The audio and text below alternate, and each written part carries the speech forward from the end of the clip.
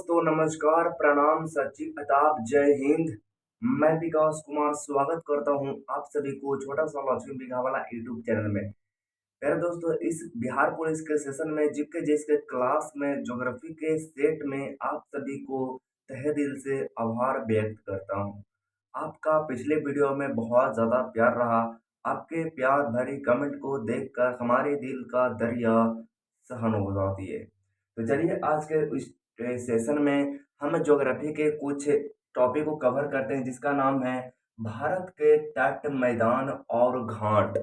भारत के तट मैदान और घाट क्या होते हैं? तो चलिए हम इसको शुरू करते हैं। इसका जो निचले वाला जो हिस्सा है उसको हम लोग कहते हैं प्रायद्वीपीय भाग। तो हम देखते हैं कि भारत जो है वो तीन तरफ से, भारत का जो तटीय समुद्री तट एरिया जो है वो तीन तरफ से घिरा हुआ है। आपका जो जो आपका जो प्रायद्वीपीय है वो तीन तरफ से घिरा हुआ है। पूरब में है आपका बंगाल की खाड़ी और पश्चिम में है अरब सागर और दक्षिण में है हिंद महासागर। कुछ इस तरह से है। आपका जो है ईस्ट साइड में है वो बंगाल की खाड़ी है। आपका जो पश्चिम वाले जो एरिया में है उसको हम लोग बोलते हैं अरब सागर बोलते हैं। और नीचे वाला जो हमारे एरिया है उसको हम लोग बोलते हैं हिंद महासागर बोलते हैं। यानी कि भारत जो है तीन तरफ से घिरा हुआ है। ऊपर वाले को डिस्कस मैंने कर चुका है पहले पिछले वीडियो में। आज हम सेकंड पार्ट को देख रहे हैं। अब देखते हैं कि ये जो तटवर्ती रेखा है मतलब भारत के समुद्र वाला एरिया है वो सिर्फ भारत के नौ भारत के 9 राज्य जो हैं वो समुद्र तट एरिया से छूते हैं।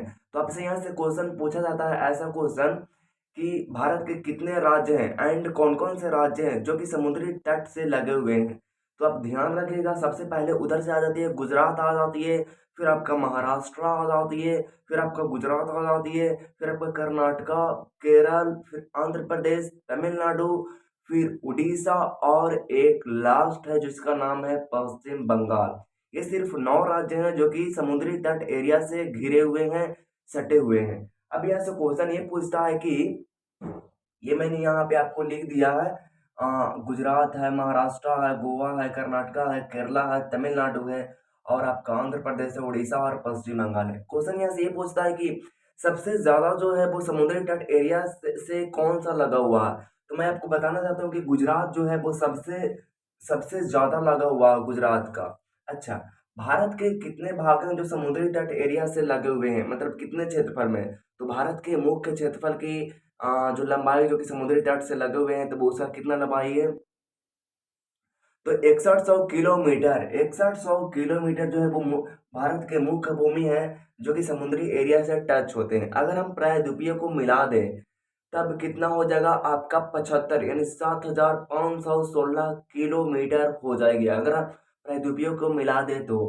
नेक्स्ट हमारे है कि सबसे लंबा जो तट रेखा है वो सबसे लंबा तट रेखा है वो कौन लगाता है? तो वो सबसे लंबा तट रेखा लगाती है गुजरात लगाती है। गुजरात कितना लगाती है? 1214 किलोमीटर है जो कि गुजरात समुद्र के साथ एकदम कोलैप्स करती है, एकदम मैच करती है। तो इस तरह से सबसे अच्छा नेक्स्ट क्वेश्चन आपसे पूछता है कि सबसे कम जो है समुद्री एरिया से किसका तट रेखा लगती है। तो वो गोवा है जिसका जिसका सिर्फ 101 किलोमीटर तट रेखा समुद्र से लगती है। तो मेरे ख्याल से कॉन्सेप्ट आपको धीरे धीरे क्लियर हो रहा है, अब ध्यान रखिएगा।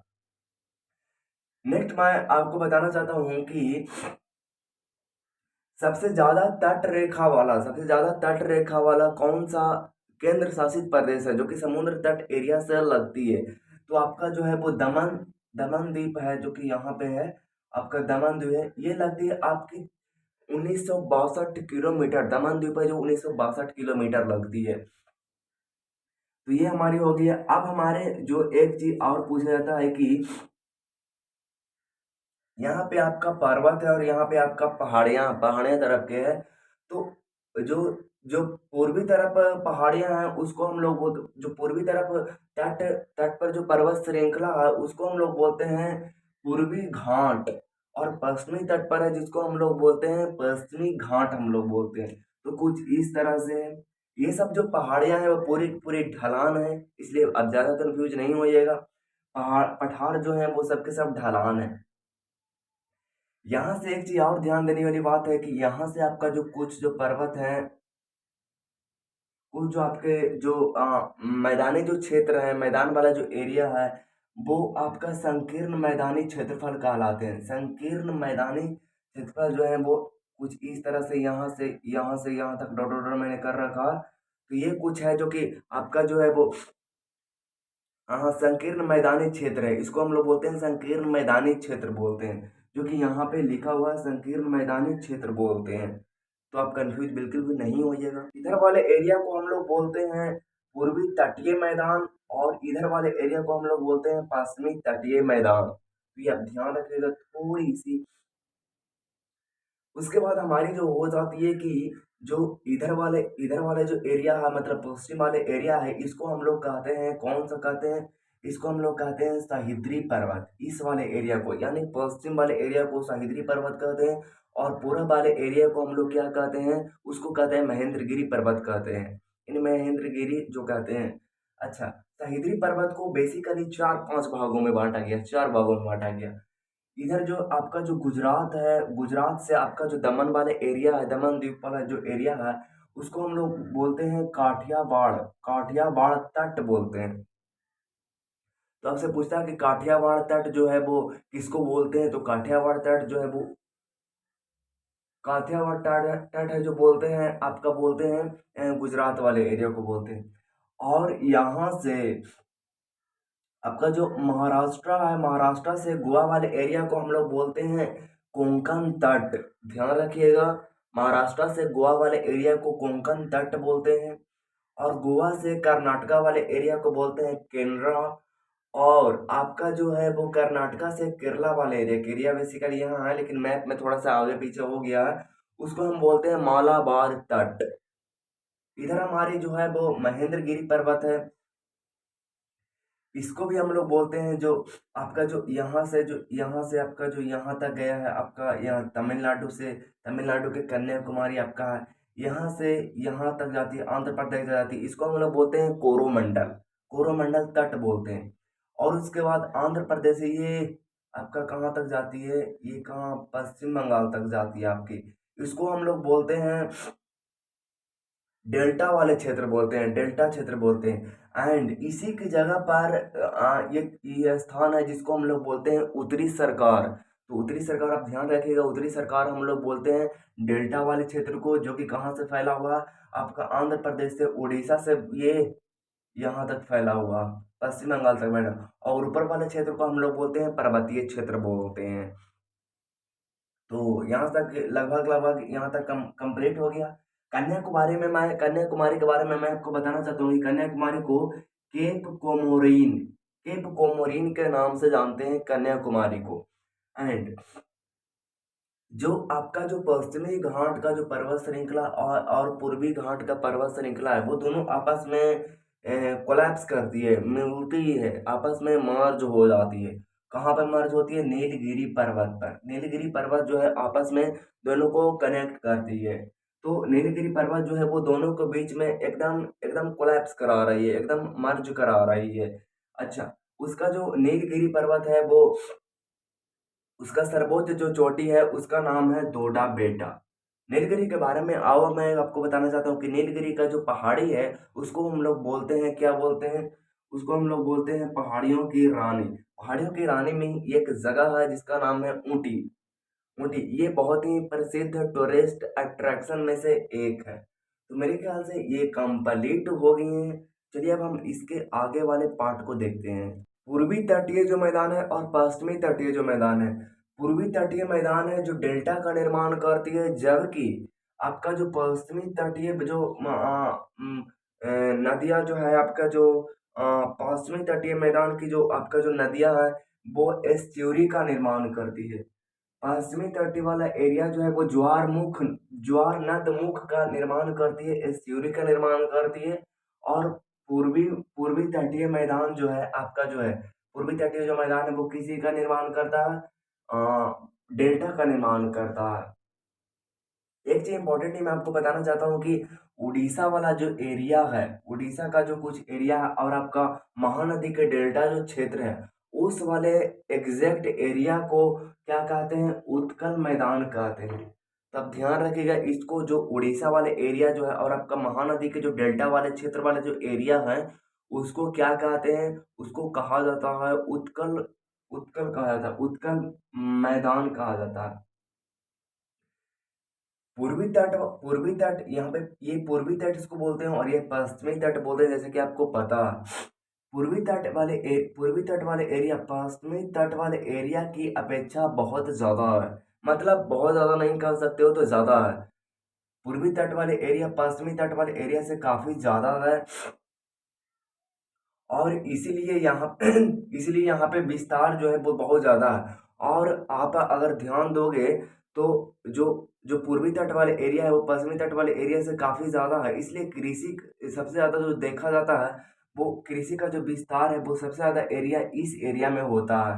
मतलब पूर्वी तट वाले एरिया में ज़्यादा कुछ होती है पश्चिमी तट वाले एरिया की अपेक्षा, उसकी अपेक्षा ये काफ़ी ज़्यादा है कृषि के दृष्टिकोण से। एंड जनसंख्या भी काफ़ी ज़्यादा इस एरिया में रहती है।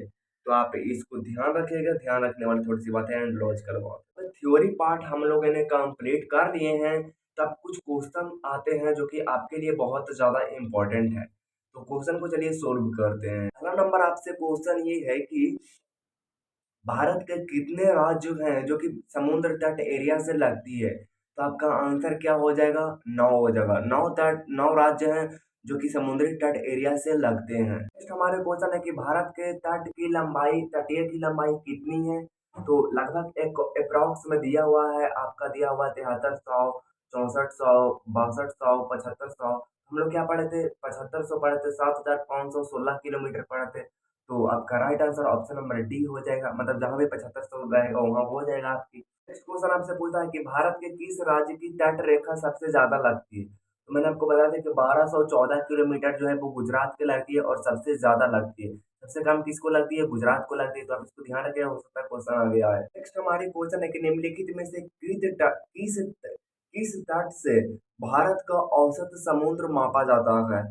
तो मेरे ख्याल से ये इसका हमने चर्चा नहीं किया है, तो चलिए हम इसको चर्चा कर लेते हैं पहले, उसके बाद क्वेश्चन आंसर को लगाते हैं। दुनिया में ऊंचाई नापने के लिए, दुनिया में हाइट नापने के लिए वैज्ञानिकों को एक ऐसी पॉइंट चाहिए था, एक एक ऐसी केंद्र चाहिए था जो कि एकदम बराबर हो, एकदम समान हो। ऐसे वैज्ञानिक ढूंढ रहे थे कि ऐसी मुझे केंद्र कोई जगह चाहिए।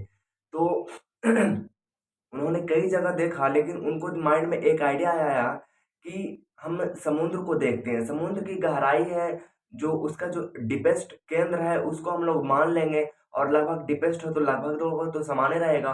और पानी तो घट बढ़ होगा नहीं, क्योंकि 71% तो आपके जो पृथ्वी पर है वो कितना है, आपका जो 71% है वो तो जल ही है। तो हम उसके डीपेस्ट पॉइंट को एक केंद्र बना लेते हैं और उसी से हाइट को मेजर कर लेते हैं, ऐसा वैज्ञानिकों को लगा। तो वैज्ञानिकों ने क्या किया कि समुद्र के सतह की औसत ऊंचाई, जो आपका जो अराउंड नहीं होती है, तो उसी तरह से समुद्र के सतह की औसत ऊंचाई को उन्होंने क्या एक एक केंद्र मान लिया कि यहाँ से अब हाइट नापा जा सकता है। तो पृथ्वी के गुरुत्वाकर्षण बल के कारण वो पृथ्वी के केंद्र पर, मतलब उस डीपेस्ट पॉइंट में, आपका जो समुद्र होता है उसके डीपेस्ट पॉइंट में क्या होता है कि कुछ परत जम जाती है। और समुद्री तल से पृथ्वी का जो केंद्र है उससे कुछ इधर आ रहा था, कुछ इधर आ रहा था, मतलब बिल्कुल सेम नहीं आ रहा था। समुद्री तल से जब बराबर नहीं हो रहा था तब क्या किया, इसका सोल्यूशन नहीं निकला।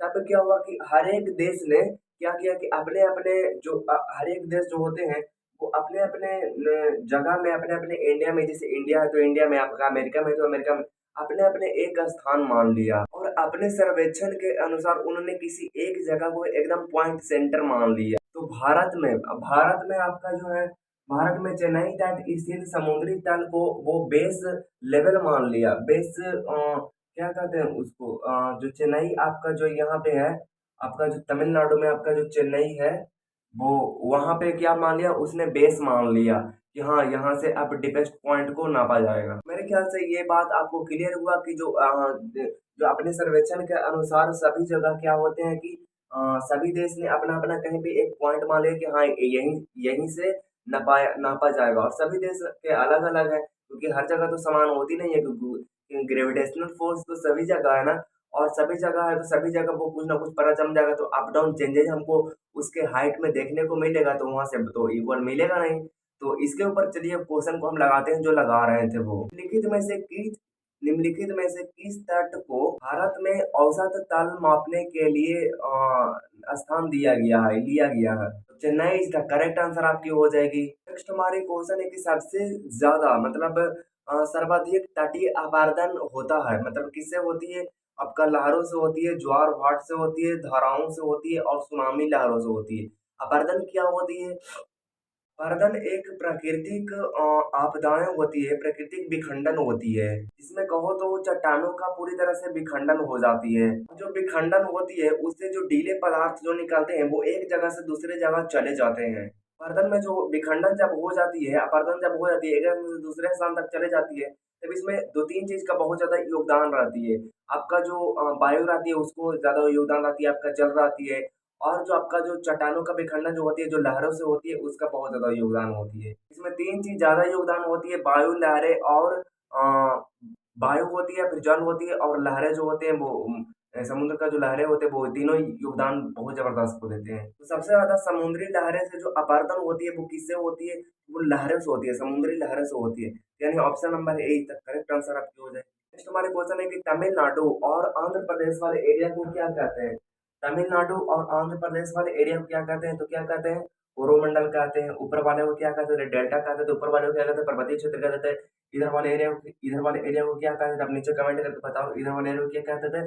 कोंकण कहते थे। उसके बाद में केनरा कहते थे। उसके बाद में मालाबार कहते थे। इसको हम लोग क्या कहते थे? आप नीचे कमेंट करके बताइए। तो हमारे क्वेश्चन है कि निम्नलिखित में से किस भारतीय राज्य की समुद्री तटीय सीमा सबसे छोटी है? तो गोवा की है, 101 किलोमीटर है। और सबसे ज्यादा जो तटीय रेखा वो किसकी है? गुजरात की है, जो कि 1214 किलोमीटर है। नेक्स्ट हमारे कि भारत के निम्नलिखित में से कौन कौन कृष्णा डेल्टा एवं केप कोरिन के मध्य स्थित है? केप कोरिन कौन होती है? केप कोरिन आपका जो होती है, मैंने आपको बताया था कि केप कोरिन जो होती है वो उसको बोलते हैं कन्याकुमारी बोलते हैं।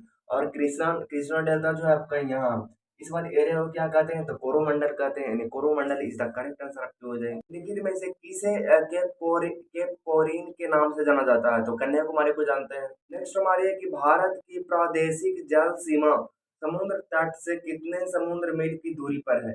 समुद्र मील की दूरी पर है, तो इसको हम कर लेते हैं, उसके बाद देखते हैं इस क्वेश्चन को। सबसे पहला जो हमारा आता है कि प्रादेशिक जल सीमा क्या है? मतलब प्रादेशिक जल सीमा आखिर में जानेंगे तभी तो हम सब दे पाएंगे ना। इसको हम लोग कहते हैं क्षेत्रीय सागर कहते हैं, या तो फिर क्षेत्रीय जल कहते हैं। ऐसा कुछ करके प्रादेशिक समुद्री जल सीमा क्या होती है? तो प्रादेशिक समुद्री जल सीमा जिसको हम लोग कहते हैं टेरिटोरियल वाटर भी कहते हैं, ये भारत के तटीय सीमा रेखा का ऐसा बेल्ट होती है जो कि भारत की आधार से 12 किलोमीटर तक फैला होती है। मैंने डिफिनेशन को फिर से बोल रहा हूँ, आप ध्यान दीजिएगा। ये तटीय ये तटीय जल ये तटीय जल का ऐसा बेल्ट होता है तटीय जल का ऐसा बेल्ट होता है जो भारत की आधार रेखा से 12 किलोमीटर तक फैला होता है, जिसपे किसका अधिकार होता है? आपका भारत का होता है। उसको 12 किलोमीटर तक नहीं, 12 समुद्री मील तक फैला होता है। एक मील बराबर कितनी होती है? एक समुद्री मील बराबर होती है 1.8 किलोमीटर होती है। 1.8 किलोमीटर होती है, एक समुद्री मील बराबर होती है। तो मेरे ख्याल से ये क्लियर हुआ कि ये त, ये ये तटीय जल रेखा का ऐसा ऐसा बेल्ट होती है जो कि ये भारत की आधार से 12 समुद्री मील तक फैला हुआ होता है। उसको हम लोग कहते हैं प्रादेशिक समुद्री जल सीमा कहते हैं। टेरिटोरियल वाटर कहते हैं, या तो फिर आप क्या कहते हैं? क्षेत्रीय सागर या तो फिर क्षेत्रीय जल उसको भी हम लोग कहते हैं। नेक्स्ट हमारी है कि पेन कहाँ गया? नेक्स्ट हमारी ये है कि समीपास्त मंडल यानी समीपास्त मंडल मतलब होती है कॉन्टेजियस जोन। तो ये क्या होती है? भारतीय सीमा भारतीय सीमा का भारतीय भारतीय भारतीय तटीय सीमा के आधार से एक ऐसा बेल्ट होती है जो कि भारत के तटीय सीमा से भारत के आधार सीमा से 24 किलोमीटर तक फैला होता है। कॉन्टेजियस ज़ोन जो होती है, वो भारत के आधार सीमा से 24 किलोमीटर तक फैला होता है। इसमें भारत का अधिकार क्या-क्या रहता है? आपका इसमें साफ-सफाई, सीमा शुल्क और ये सब कर सकते हैं और वित्तीय अधिकार के रूप में भी ये कुछ भी कर सकते हैं। तो भारत का अधिकार होता है। कॉन्टेजियस ज़ोन जो होती है, आपका जो होती है समीपास्त मंडल जो होती है, वो कुछ इस तरह से होती है। 24 किलोमीटर तक फैला हुआ होता है, तो आप इसको ध्यान रखिएगा। नेक्स्ट हमारी आती है कि अनन्य आर्थिक अधिकार, एक्सक्लूसिव इकोनॉमिक ज़ोन क्या होती है? अनन्य आर्थिक अधिकार क्या होती है हमारी? तो इसके बारे में हम जानते हैं कि ये भारत की आधार सीमा से 200 समुद्री मील तक फैला हुआ होती है। भारत के भारत के आधार सीमा से 200 समुद्री मील तक होती है। 1 समुद्री मील बराबर होती है 1.8 किलोमीटर होती है। तो आप एक्सक्लूसिव इकोनॉमिक ज़ोन प्राकृतिक संसाधनों का इसमें क्या-क्या होती है आपकी इसमें वैज्ञानिक प्रशिक्षण आप कर सकते हैं मतलब वैज्ञानिक प्रशिक्षण जो होती है आपकी वो इंडिया कर सकती है और दुनिया के निर्माण के अधिकार द्वीपों के निर्माण भी कर सकता है आइलैंड का भी निर्माण कर सकता है यहाँ पे भारत तो कुछ इस तरह से है। तो तीनों पॉइंट हम लोगों का क्लियर हुआ। प्रादेशिक जल सीमा टेरिटोरियल वाटर जो होती है वो 12 किलोमीटर तक फैला हुआ होता है एंड एक समुद्री मील बराबर होती है 1.8 किलोमीटर एंड नेक्स्ट समीपास्त मंडल यानी कॉन्टेजियस जोन जो होती है वो 24 किलोमीटर तक फैला हुआ होता है जिसमें आप बड़े बड़े क्या साफ सफाई वित्तीय शुल्क ये सब कर सकते हो एंड अनन्य आर्थिक अधिकार एक्सिक्यूटिव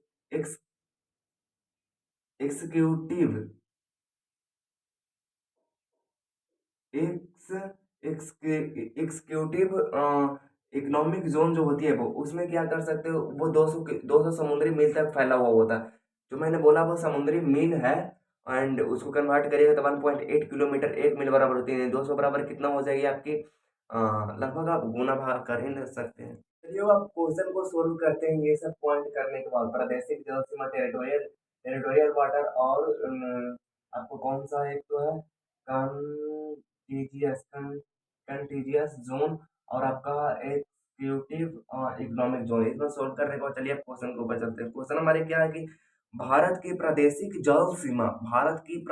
जल सीमा समुद्र तट से कितने मील की दूरी पर है समुद्री तट कितने मील की दूरी पर है तो कितना मील की दूरी पर था समुद्री तो टेरिटोरियल जो वाटर था वो कितने दूरी पर था 12 समुद्री मील पर था। नेक्स्ट हमारे की भारत का संलग्न क्षेत्र यानी कंटीजियस जोन जो आपकी होती है वो प्रादेशिक जल सीमा से आगे की कितने समुद्री सीमा की दूरी तक है तो 24 समुद्री मील तक है।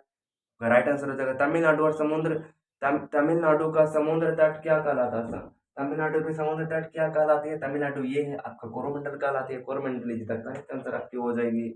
नेक्स्ट क्वेश्चन है कि निम्नलिखित में से कौन सा तट पश्चिमी तट का भाग नहीं है तो काठियावाड़ दिया हुआ है तो काठियावाड़ आपका होती है जो इसको कहते हैं गुजरात वाले को कहते हैं तो पश्चिमी तट वाला ही तो है। नेक्स्ट हमारे यहाँ कोंकण है तो कोंकण आपका इधर वाले एरिया है जो हम दमन द्वीप से आपका जो इधर से आती है आपका जो गोवा तक आती है उसको कोंकण कहते हैं। आपका कोंकण के बाद क्या दिया हुआ मालाबार दिया हुआ मालाबार इसको हम लोग कहते हैं एंड कोरोमंडल कोरोमंडल पश्चिमी तट का भाग नहीं है इसलिए कोरोमंडल ही तक करेक्ट आंसर आपकी वो हो जाएगी। तो हमारी क्वेश्चन है कि भारत का पूर्वी समुद्री तट किस नाम के जाना जाता है तो पूर्वी समुद्री तट किसके नाम से जाना जाता है तो कोरोमंडल के तट से नाम से जाना जाता है। नेक्स्ट हमारी क्वेश्चन है कि कोंकण तट कहाँ से कहाँ तक विस्तृत है तो कहाँ से है दमन से आपका गोवा तक तो है तो मैंने आपको बताया था दमन से गोवा तक। नेक्स्ट हमारे क्वेश्चन है कि पूर्वी तटीय मैदान का अन्य नाम है कोंकण तटीय तो आपका इधर है। आपका जो नेक्स्ट है कि मालाबार तटीय तो मालाबार तटीय आपका नीचे है। उसके बाद है गुजरात मैदान तो गुजरात मैदान इधर है तो कोरोमंडल तटीय मैदान इज द करेक्ट आंसर आपकी वो हो जाएगी। नेक्स्ट हमारा क्वेश्चन है कि पश्चिमी घाट है तो पर्वत है पठार है पठारों की ढलान है पहाड़ियाँ तो पठारों की ढलान इज द करेक्ट आंसर जो मैंने बताया था कि जो पठार जो है दोनों पट्टी जो है पठार है वो पठारों का स्पेशल मैंने आपको नोट करके बताया था कि वो पठारों का जो पठारों दोनों तरफ से आती है वो पठारों का ढलान कहा जाता है बेसिकली बात है। नेक्स्ट हमारे क्वेश्चन है कि भारत के पश्चिमी तटीय मैदान मैदान के उत्तरी भाग को किस अन्य नाम से जाना जाता है तो कोंकण तट से ना जानते हैं। नेक्स्ट हमारे कि मन्नार की खाड़ी किसके तट के साथ आती है तो आपका कहाँ पे आती है लगभग मन्नार की खाड़ी क्या होती है? मन्नार की खाड़ी कहाँ है? आपका आपका ये जो भारत है, भारत के बिल्कुल भारत के दक्षिण पूर्वी सिरे के समीप यहाँ पे और श्रीलंका के पश्चिम लगभग यहाँ पे आपका मन्नार की खाड़ी है। और मन्नार की खाड़ी कहाँ पे लगभग आ रही है? आपकी तमिलनाडु के लगभग पास आ रही है। तो Tamil Nadu is the correct answer आपकी हो जाएगी। नेक्स्ट हमारे कोरोमंडल समुद्री तट किस राज्य में अवस्थित है? तो तमिलनाडु में स्थित है कोरोमंडल। नेक्स्ट हमारी क्वेश्चन है कि पश्चिमी तटीय मैदान की नदियां किसका निर्माण करती है? डेल्टा का? जी नहीं। डेल्टा किसका निर्माण पूर्वी वाला डेल्टा का निर्माण करती है। ज्वारनद मुख, हाँ ज्वारनद मुख जो एस्च्यूरी होती है वो हमारे पश्चिमी तट वाले एरिया निर्माण करती है। नेक्स्ट हमारी क्वेश्चन है कि पूर्वी तटीय पूर्वी पूर्वी तटीय मैदान की नदियां किसका निर्माण करती है? तो पूर्वी तटीय मैदान जो है आपका किसका निर्माण करती है? तो वो आपका करती है डेल्टा का निर्माण करती है। पश्चिमी तट पर स्थित पर्वत श्रृंखला को कहा जाता है। पश्चिमी तट पर स्थित पर्वत श्रृंखला को क्या कहता है? सह्याद्री पर्वत कहते हैं। पूर्वी तट पर स्थित पर्वत श्रृंखला को क्या कहते थे? महेंद्रगिरी पर्वत कहते हैं, आपको मैंने बताया था। नेक्स्ट एंड लास्ट क्वेश्चन है कि भारत में निम्न में से किस राज्य के तटीय मैदान को उत्कल मैदान कहा जाता है? उत्कल मैदान किसको हम लोग कहते थे? मैंने आपको बताया था कुछ इस तरह से घेर के कि आपको ये लिखा भी है। उड़ीसा वाले एरिया जो है वो उत्कल कहते हैं। उत्कल जो एरिया है वो उसको हम लोग कहते हैं। तो मेरे ख्याल से आज के वीडियो को यहाँ पे हम कंप्लीट करते हैं, काफी लंबा टाइम हो गया। एंड वीडियो आपको कैसा लगा? अच्छा लगा बुरा लगा? नीचे कमेंट जरूर करना और चैनल को सब्सक्राइब जरूर कर लेना। और वीडियो कैसा लगा? अच्छा लगा बुरा लगा? नीचे कमेंट आपके लिए खुला पड़ा है, जाओ और कमेंट करो। Thank you so much for watching this video. जय हिंद, वंदे मातरम।